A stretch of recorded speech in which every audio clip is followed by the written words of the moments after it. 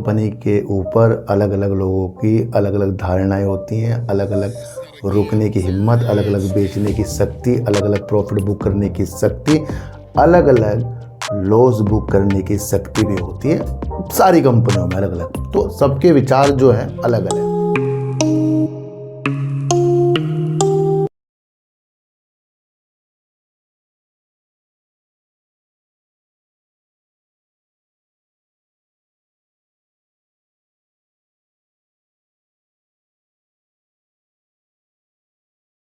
नमस्कार, मैं स्वागत करता हूं आपका अपने ही चैनल पर जिसका नाम है सार्थक बाजार से। आज हम बात करेंगे ओला इलेक्ट्रिक की।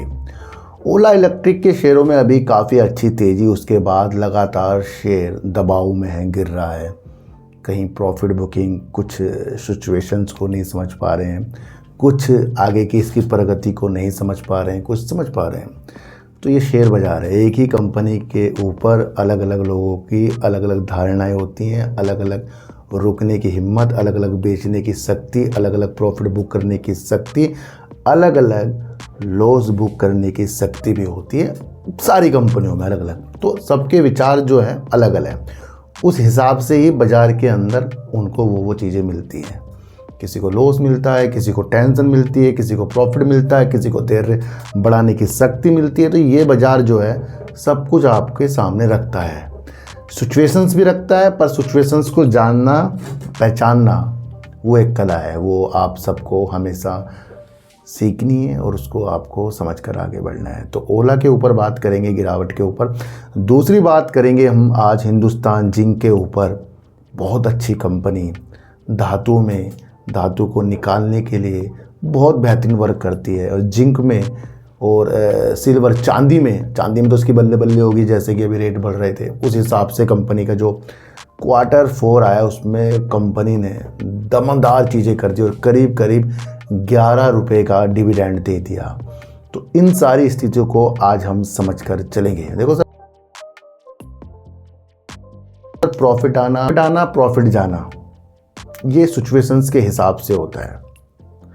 ओला जब जब डाउन की तरफ आया तब तब उसके अंदर नेगेटिव न्यूज आई। मार्च 2026 को ओला का शेयर 22 रुपये तक आ गया, करीब करीब 22 ऊपर तक आ गया, थोड़ा सा ना, इतना कहाँ से टॉप से 22 रुपये करीब आ गया। वहाँ से हल्की न्यूज़ सुनने को मिली, ओला ये कर रहा है, ओला फेस्टिवल ये कर रहा है, ओला बैटरी ला रहा है, ओला ने ये कर दिया, ओला कम से कम बहुत सारी न्यूज़। ओला से कोर्ट से राहत मिल गई है, ये हो गया, वो हो गया, भावेश अग्रवाल खुद आ रहे हैं। तो इन कारणों से ओला का शेयर जो है 41 रुपये 60 पैसे 20 अप्रैल 2026 को पहुंच गया। यानी कि अपने लो से कम ही दिनों में ओला ने 20 रुपये की बढ़त दिखा दी। कम है ये बहुत ज़्यादा है। और उसके बाद अगर शेयर 5 या 10 रुपये गिर जाए तो वो समझो कि वो 22 में था पहले। अभी ओला की कहानी ख़त्म नहीं हुई, अभी तो ओला की कहानी यहाँ प्रॉफिट बुकिंग में चल रही है। सिचुएशंस की कमी के कारण, चीज़ों की कमी के कारण कुछ लोग भ्रमित हो जाते हैं। क्यों ऐसा ओला ने क्या अभी तक प्रगति कर रखी है? बिल्कुल कर रखी है, चाहे वो बैटरी में हो, चाहे वो अपनी यूनिट को बढ़ाने के लिए हो, चाहे वो PLI स्कीम जो से मिलती है उसके लिए हो। देखो, सबसे पहले ओला ही स्थिति आपको बता रही है। कैसे बता रही है? फरवरी 2026 में बेची गई 3973 यूनिट के मुकाबले, मतलब फरवरी में 3973 यूनिट इन्होंने बेची थी। मार्च में इन्होंने कुछ चीज़ें करके इसको 10,117 यूनिट इलेक्ट्रिक स्कूटरों की बिक्री रजिस्ट्रेशन की है। यानी कि करीब करीब 3900 से 10,000 का आंकड़ा सेल में एक मंथ में लाना। यानी कि फरवरी में 3900, मार्च में इसको कर दिया इसने 10,000। तो कितनी बड़ी 150% की ये ग्रोथ हो गई है। उस ग्रोथ को समझो। अभी चल रहा है अप्रैल, आज है 24 तारीख। 24 पर जब ये ख़त्म होगा उसके कुछ दिनों बाद ओला फिर अपडेट देगा। किसका? क्योंकि इसने पहले फरवरी में, फिर मार्च में इसने और ज़्यादा बढ़ा दिया। तो यहाँ से आपको क्या दिख रहा है? ओला अपनी बिक्री कर रहा है। उस बिक्री के कारण ओला का शेयर 41 रुपये तक आपको देखने को मिल गया।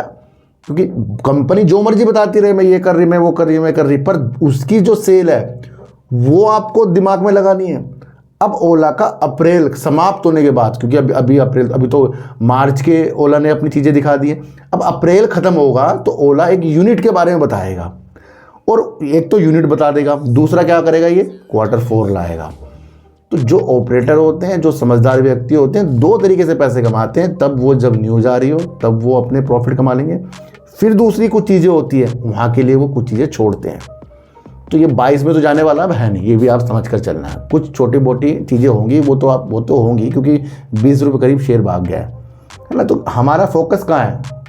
अभी तक हमारा फोकस सेल में ही है, क्योंकि हमने फरवरी देख लिया, मार्च ग्रोथ देख ली, अब हमें अप्रैल ग्रोथ और उसके बाद Q4, ये दोनों इकट्ठे भी हो सकते हैं। तो ओला वहाँ पर धमाके करने के लिए तैयार हो सकता है। वेदांता के शेयरों में इतनी ज़्यादा गिरावट 2 दिन से आ रही है, वो तब जब वेदांता ने अपने सपने को पूरा करने के लिए हमारे सामने वो डेट रख दी डीमर्जर की। डीमर्जर से पहले ही वेदांता की तेज़ी बढ़िया थी। डीमर्जर की न्यूज़ बताने के बाद वेदांता 2 दिन में काफ़ी गिर गया है। इस चीज़ को समझना है, कल की वीडियो देख लेना लास्ट वाली, वहाँ वेदांता के, क्योंकि वेदांता इस टाइम हाई में है, टॉप पर है। बहुत कुछ चीज़ें आपको समझ कर चलनी पड़ेगी। अब हम बात करेंगे हिंदुस्तान जिंक की। हिंदुस्तान की पहले आप देख लो कि इसने रिजल्ट कैसे दिया। हिंदुस्तान जिंक की Q4 में जो इसका प्रॉफिट आया वो 68% बढ़कर 4,997 करोड़ का प्रॉफिट है। इतनी कंपनी की मार्केट कैप नहीं होती जितनी कंपनी का प्रॉफिट आ रहा है। किसी छोटी मोटी कंपनी की तो इतनी मार्केट कैप भी नहीं होती। 4,997 करोड़ का कंपनी प्रॉफिट कर रही है हिंदुस्तान जिंक, और 11 रुपये का इसने डिविडेंड देने की घोषणा कर दी। डिविडेंड का राजा है वेदांता और हिंदुस्तान जिंक। अगर किसी को डिविडेंड ने बहुत कुछ अच्छा खासा दिया है तो वो वेदांता और हिंदुस्तान जिंक का उसमें नाम आता है। हिंदुस्तान ने Q4 में जो अपनी सेल की है, राजस्व किया, उसको 49% तक के बढ़ा दिया, जो 13,488 करोड़ रुपए हो गया। तो पहले ही चांदी में बहुत अच्छा वर्क कर रही है। दुनिया में टॉप कंपनियों में चांदी की बिक्री में आती है। तो एक तो बीच में चांदी में इतना उछाल आया था एक राजस्व, उसके साथ भी बढ़ाई आप समझना। चांदी में तो टॉप पर वर्क कर रही है ये वेदांता, हिंदुस्तान जिंक। अब इससे पहले मैंने वेदांता बोला ना, वेदांता की ये कंपनी हिंदुस्तान जिंक है ना। हिंदुस्तान जिंक टॉप पर वर्क कर रही है।